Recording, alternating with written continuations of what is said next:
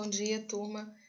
Vamos falar então aí do pensador Xenófanes, antes da gente encerrar aí os pensadores chamados sofistas, os professores sofistas. Por que eu estou falando do Xenófanes e ele não está na apostila de vocês? Esse é um material que vocês vão receber no site, tá?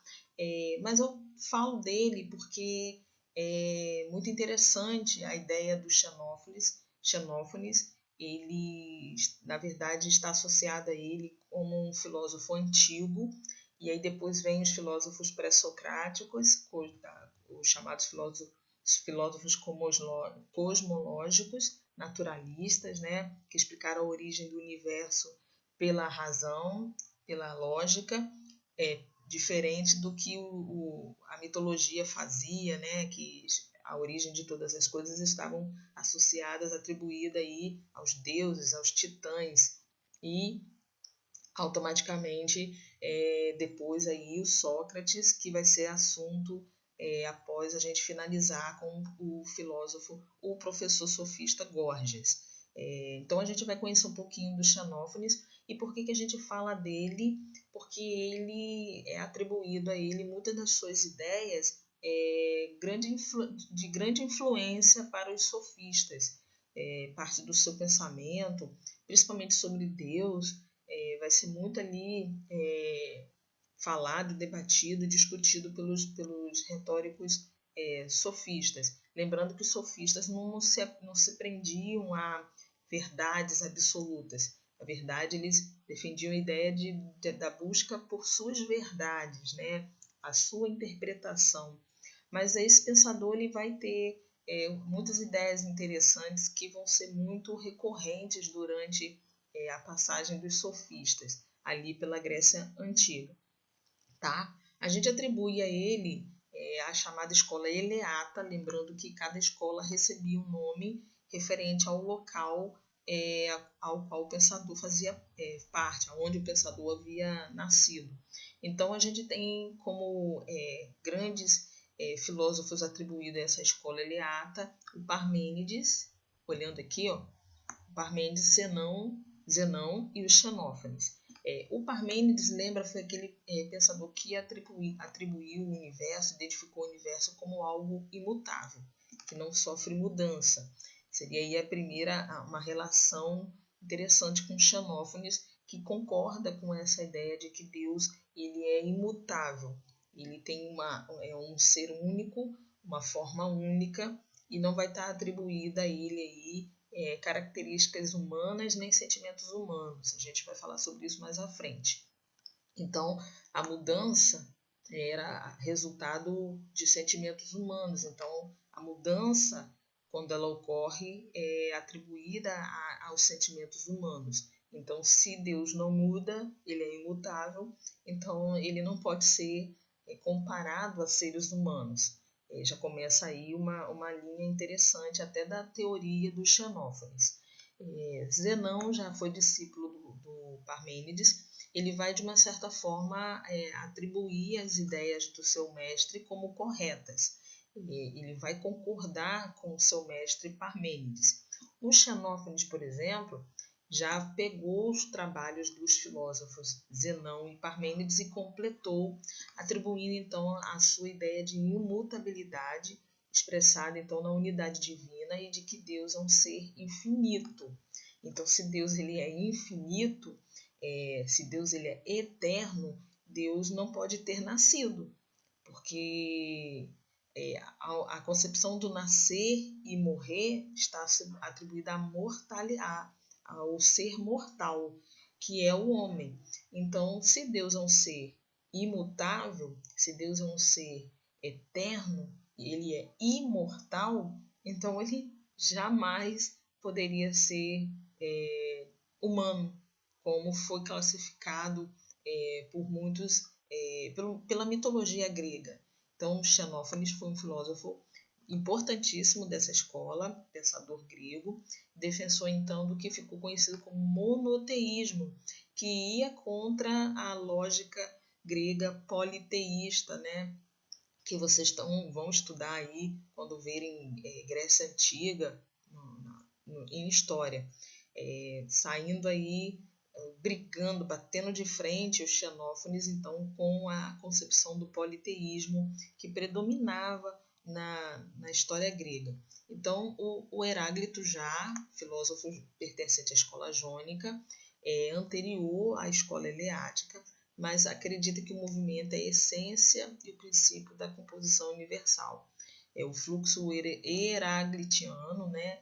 O universo estaria em tudo que existe e é o elemento gerador, então, de tudo. A Ké é o fogo que garante a mutabilidade e o movimento de tudo que existe, ou seja, se tudo passar pelo fogo, vai haver mudança e transformação. Diferente da concepção dos eleatas, que não há mudança. O ser único, a unidade única, é imóvel, não sofre mudança. Xenófanes, então, nosso filósofo, ele foi um dos principais filósofos aí, pré-socráticos, anterior aí aos pré-socráticos, na verdade. Na verdade, não se atribui ele a pertencer ao período pré-socrático. Ele é bem anterior a isso. Ele é até bem anterior a Sócrates, pertencendo então à escola eleata. Foi um pensador errante, como muitos sofistas, foi nômade, né? vivia viajando ali pela região do Mediterrâneo, e ele se propôs então a uma cosmologia, a explicação racional das coisas, colocando então ali, fazendo ali uma crítica aos chamados temas dogmáticos que estavam atribuídos à religião sofista, fazendo crítica ao que se era falado, né, pelos gregos sobre os deuses. Vamos ver isso aqui um pouquinho mais à frente. Então, lembrando que os pré-socráticos foram aqueles filósofos que antecedem Sócrates. Nós vamos ver Sócrates, um dos maiores filósofos aí da história da filosofia grega, logo depois do sofista Gorgias. Xenófanes não viveu, como falei antes, mas desenvolveu uma produção filosófica parecida com os pensadores aí, Parmênides. Ele não só viveu, isso quer dizer então que ele é bem anterior, atribuída a ele aí a sua origem à filosofia, ao período antigo. E ele, então, está ali a sua ligação com os filósofos naturalistas, Tales, Anaximandro, Anaximenes. Os primeiros filósofos, então, desenvolveram as teorias a partir, o primeiro ali, o Tales de Mileto, né, a água, buscavam estabelecer, então, a origem do universo através da observação da natureza, e seu trabalho conhecido, né, lembra que os filósofos naturalistas atribuíam a origem à cosmologia, à natureza. Então, a cosmologia, muito característica dos pré-socráticos, estabelecia que a origem racional do universo estavam atribuídas à natureza, mas não nas narrativas mitológicas. Lembra que eles vão numa linha contrária à mitologia grega, os pré-socráticos. Talvez por isso se atribui muito a figura importante dos Xenófanes, que está entre esses dois momentos, esses dois períodos, e suas ideias teriam influenciado muito a filosofia posterior, pré-socrática, sofistas, no que se fala do imobilismo, no que se fala da imutabilidade, principalmente de Deus, atribuindo a Deus como um ser único. Os mitos gregos forneciam resposta à pergunta, lembra, acerca da origem do universo, no que se remetia à cosmogonia, ao politeísmo, aos deuses, e que essas histórias apresentavam então a origem do universo embasada nos deuses, nos titãs, como eu falei. Já os pré-socráticos atribuíam a cosmologia, porque apresentavam então ali teorias ligadas ao raciocínio, a explicação mais racional, atribuindo então a questão natural. Para os filósofos pré-socráticos, observou-se e especulou sobre a origem de tudo, tentando apresentar então cada um tinha uma tese, a água, o ar, o fogo, o infinito. Xenófanes, a origem estaria então na unidade que compõe todo o universo, sua tese que se liga então à concepção teológica, ele já atribui, vai ser o primeiro filósofo a atribuir a origem do universo, a existência de Deus. Por isso que ele é importante aí, porque ele vai ser o primeiro, diferente dos pré-socráticos que atribuíram à natureza, ele vai atribuir a Deus. Mas, professora, se ele atribui a origem das coisas a Deus, mas os filósofos pré-socráticos à natureza, por que você fala que ele foi influenciador? Porque ele vai influenciar na ideia do que se chama unidade. Deixando de atribuir a origem das coisas a várias coisas, unidades, que eram, no caso, os deuses na mitologia, ele vai usar uma única unidade para explicar as coisas, Deus, e os outros filósofos, os pré-socráticos, lembra, atribuíam a uma única unidade também. No caso de Tales foi a água, no caso do Anaximenes aí o ar, o fogo. É só pensar nessa lógica da unidade. Então, a teoria de Xenófanes ele fazia uma crítica muito forte, e aí a gente tem 3 coisas que ele criticava muito. Ele criticava os deuses antigos, a mitologia antiga, no que se referia ao antropomorfismo, no que se referia aos costumes e sentimentos humanos atribuídos aos deuses, e no que se fala sobre a noção do movimento. Ele, na verdade, diz que as ideias que os gregos têm sobre os deuses está atribuída ali aos artistas, aos filósofos, a Odisseia, que criaram ali a Odisseia e a Ilíada.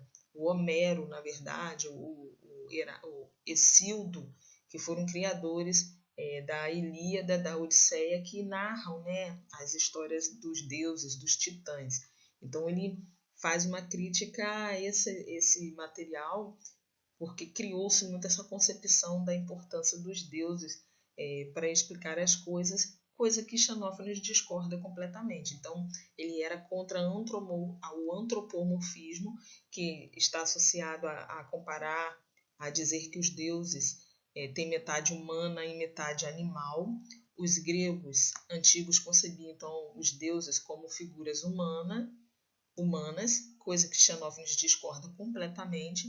Não somente os gregos atribuíam fisicamente os deuses a humanos, como também até as características psicológicas. Lembra? Eles diziam que as divindades gregas tinham ali sentimentos humanos, ciúme, ira, inveja, desejo, raiva. Então, Xenófanes já apontava que essa vontade de espelhar deuses na característica humana estava completamente errada. Até porque, se os deuses eram imortais, eles não poderiam ser comparados a humanos, porque humanos são mortais. Ele já aponta o erro aí. Deus é imortal.